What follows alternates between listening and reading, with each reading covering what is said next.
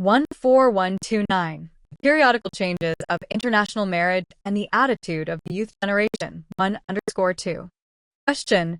In the past, our country maintained traditional national consciousness rooted in the ideology of the heavenly grandson and the concept of a single ethnic nation, placing great importance on lineage and ethnic identity.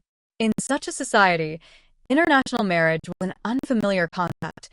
However, starting in the early 2000s, it began to spread primarily centered around men in rural and fishing areas who had difficulty finding spouses domestically. Today, as international exchanges become active through social media, overseas travel, studying abroad, and working holidays, young people in their 20s and 30s increasingly form bonds across nationalities. Particularly between South Korea and Japan, despite past historical sentiments, there is a clear increase in marriages between South Korean men and Japanese women, showing that the younger generation is less conscious of national and ethnic boundaries than before.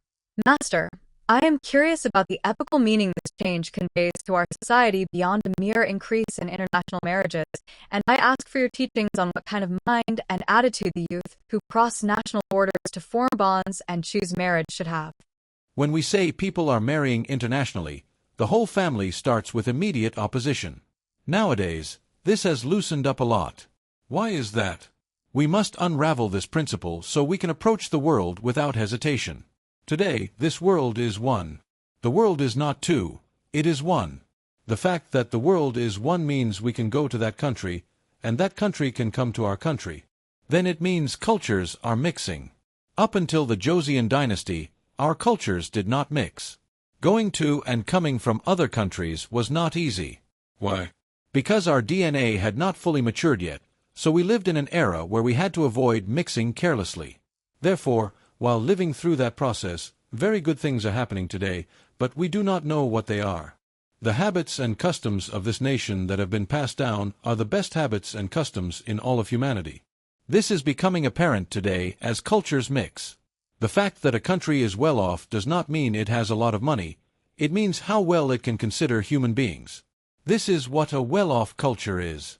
How well can we understand and embrace one another without rejecting each other based on national characteristics? We kept ourselves unmixed until this DNA matured.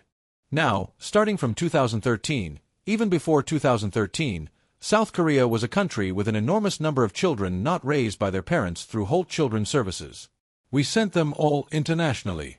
From these lowly places and under any environment, we began international exchanges. The people who were to be grown in South Korea were grown in South Korea, and those who needed to grow by going internationally were sent in accordance with those environments. We should not grieve over this. Nature did the work. At that time, we had an enormous number of our brothers, sisters, and descendants who were adopted and sent out globally. This person also could have grown up as an orphan and been sent abroad through Holt. They tried to send me abroad, but they couldn't catch me. Why? Because by 3:30 in the morning, I was already out of the orphanage. While they were doing those procedures during the day, I wasn't at the orphanage during the day.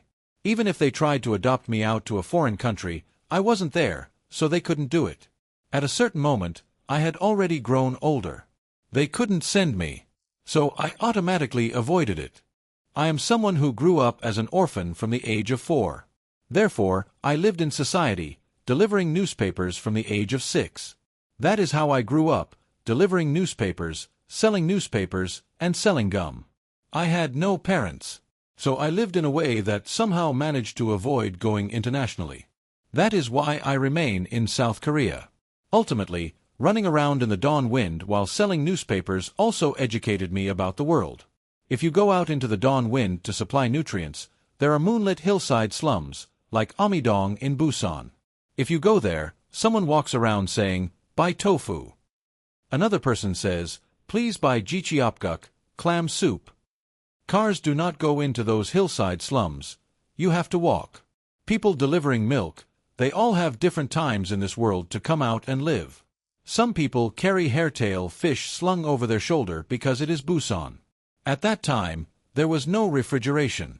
They received hairtail fish at the fish market at dawn, put them in a red basin, slung them over their shoulder, and walked around those mountain paths to sell hairtail fish.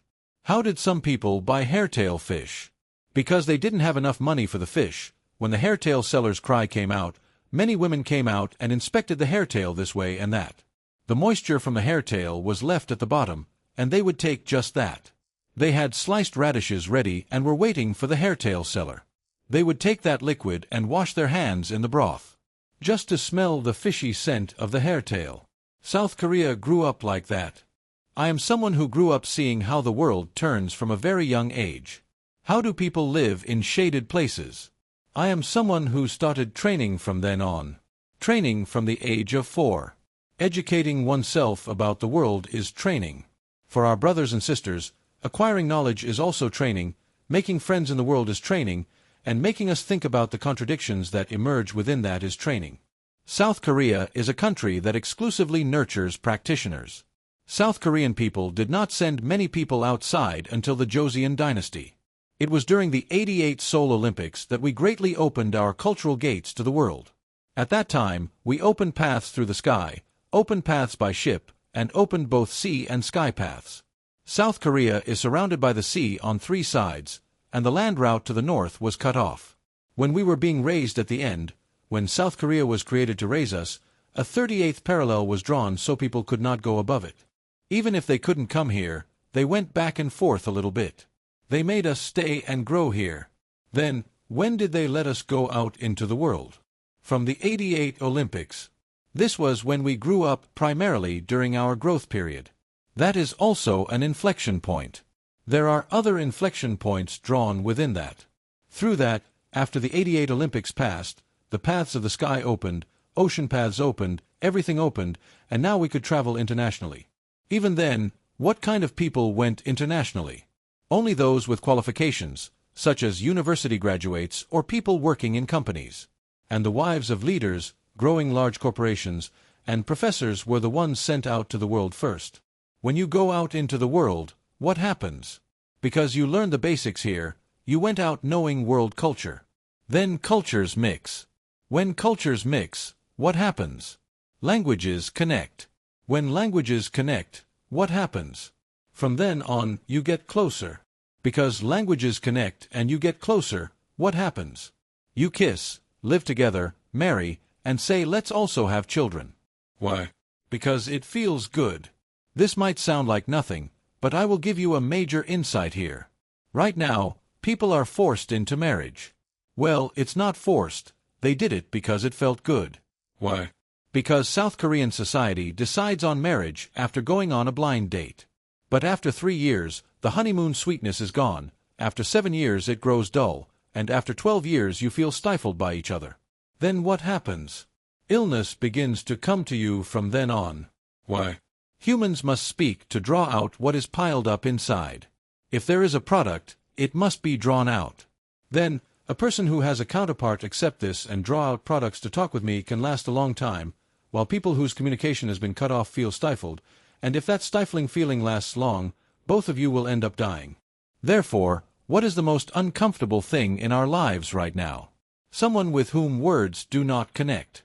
Who is the person who hasn't given the greatest help? Someone who hasn't shared words together. Not sharing words while living together means you are committing a sin. Because you are not living for each other. No matter how much money and gold you give, it does not help you. Giving treasures and buying a house does not help you. Helping among humans means accepting each other's words and speaking words. Other than this, nothing helps a human being. Then, when we publish a book so that people can look at it and understand what I did not know, that is helping. When you make a work, understand it well, and it helps me a little bit, that is giving help right now. Even when we sing a song, if the lyrics are well embedded and emotionally accepted so that it helps me grow, that is helping the other person. Even if you open a single page of a book and looking at it helps you grow, that is helping. In the future, this will accurately unfold. The one who benefits people, the one who makes your life respected and lived remarkably, that kind of society is being built right now, and an inflection point is occurring. Sharing words is helping oneself mutually, as it is creating a state of mutual growth. Listening to words means receiving help with everything right now. If there is a place where we can listen to words, we should go there, but we must not waste time sitting where people are just chatting. Go to the places where truth and teachings are spoken. This is the future. Because we have grown through the first stage, using knowledge to speak to us just becomes words, and words do not help us significantly anymore. When we listen to teachings and truth, it becomes courage for us, and this becomes energy, opening the path for us to live our lives. A world where words become the law.